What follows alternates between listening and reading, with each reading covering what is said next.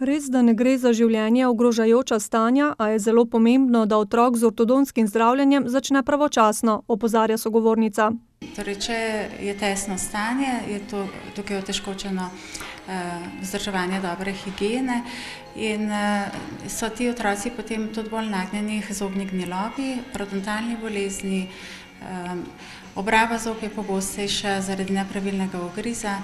Rasno krivuljo zob je treba ujeti pravočasno, sicer lahko pride do skeletnih nepravilnosti, ki vodijo v težave s čeljustnim sklepom, z govorom, s prehranjevanjem, terapija pa se lahko konča s kirurškim zdravljenjem, ki pomeni večje breme za zdravstveno blagajno, je prepričana Vrhovčeva, ki ima sicer koncesijo za občine Trebnje, Mokrovnik Trebevno, Mirno in Šentrupert.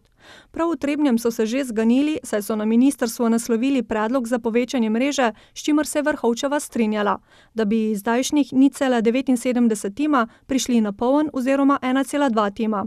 Ta trenutek v naši ambulanti beležimo 180 pacientov, ki še niso bili specialistično pregledani in pa nekje do 150 pacientov, ki so vpisani v čakalno knjigo za ortodontsko zdravljenje. Na letni ravni pa jih mi lahko sprejmemo nekje do 50 pacientov.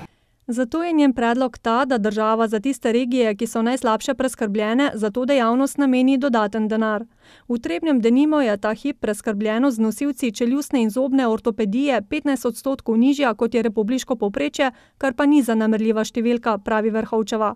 Kakšni bodo ukrepi, smo povprašali tudi Ministrstvo za zdravje, a na to vprašanje odgovora nismo dobili.